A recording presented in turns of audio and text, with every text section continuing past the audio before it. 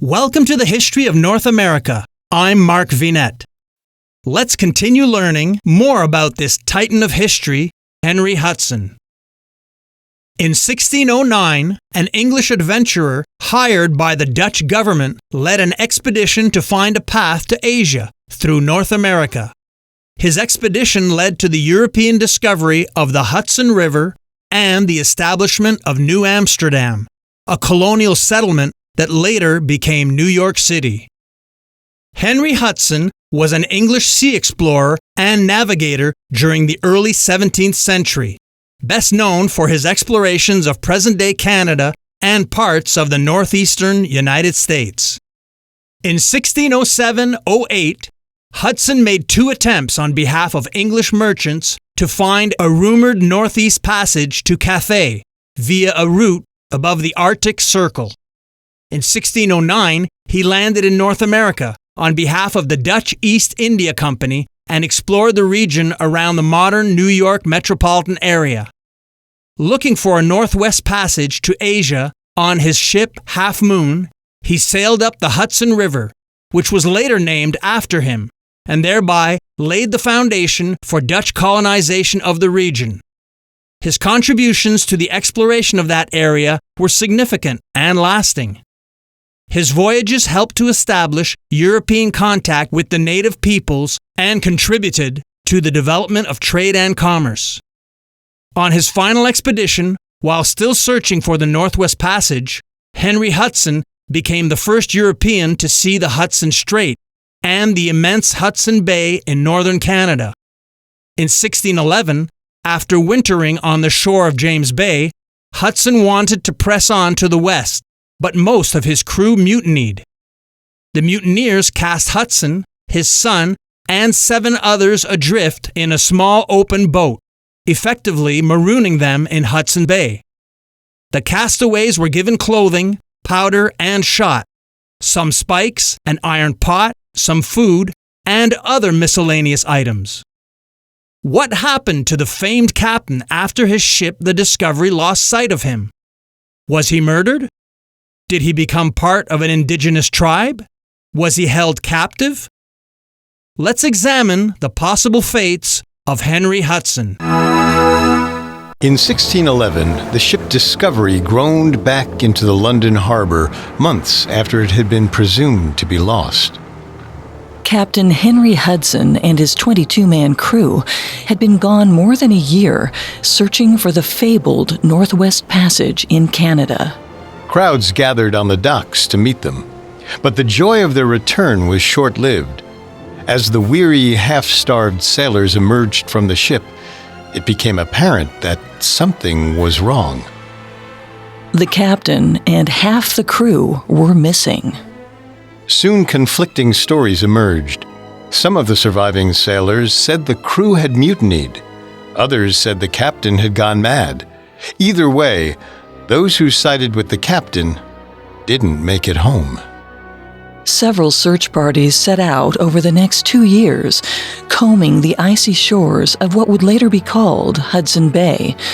But no bodies or remains were ever found. Hudson and his men were gone.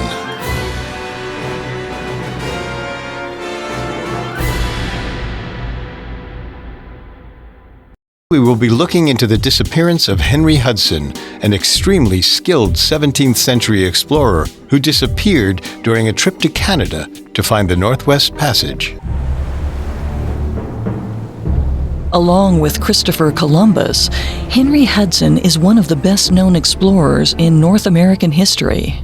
His fame today is partly due to the sheer number of landmarks named for him: the Hudson Strait, the Hudson River, and the Hudson Bay, to list a few. And yet, Hudson failed miserably at finding a northern route to Asia, not once, but 4 times. He lost control of his crew, and in 1611, he disappeared into the Arctic, never to be seen again. 400 years later, no one has solved the mystery of what happened to Hudson and his men. This is particularly strange because Hudson was an experienced explorer. He had the skills and the experience to survive in the icy northern region, and he'd gotten out of sticky situations in the past. Even more oddly, no remains of any shelter, bodies, or the crew's small boat were ever found, despite multiple experienced search parties combing the area for the next 3 years. Several theories attempt to account for this mysterious absence. Henry Hudson was one of the greatest explorers of the New World, with several geographical locations named for him. Several places are named after Henry Hudson, the English explorer. Here are a few notable examples. Hudson Bay is a large body of saltwater in northeastern Canada. It was named after Henry Hudson, who explored the area during his expedition in 1610 to 1611. The Hudson River is a major river in the eastern United States, primarily flowing through New York State.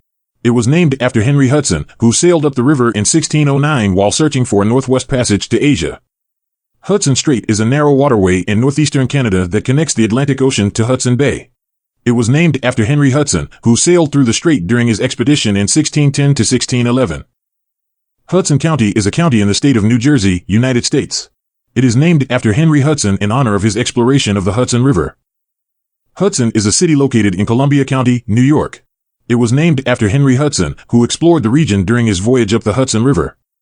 These are just a few examples, but there are also many other smaller locations, streets, and landmarks named after Henry Hudson in various regions of North America. Additionally, the Henry Hudson Parkway, also known as the West Side Highway, is a prominent roadway in New York City that stretches along the western edge of Manhattan. Named in honor of the explorer, it provides breathtaking views of the Hudson River, paying homage to the significant role Hudson played in the region's history. Moreover, the Henry Hudson Bridge, an iconic suspension bridge connecting Manhattan to the Bronx, serves as a vital transportation link and stands as a testament to Hudson's enduring legacy. Across the Atlantic, in the United Kingdom, the Hudson River in East London pays tribute to Henry Hudson's voyages, reminding locals and visitors alike of his contributions to the exploration of new lands. Whether it be vast bodies of water, bustling city streets, or architectural marvels, the numerous places bearing Henry Hudson's name serve as constant reminders of his intrepid spirit and his lasting impact on the world of exploration. Join me next time as we conclude our mini-series on Henry Hudson. I'm Mark Vinette, and I hope you're enjoying the ride.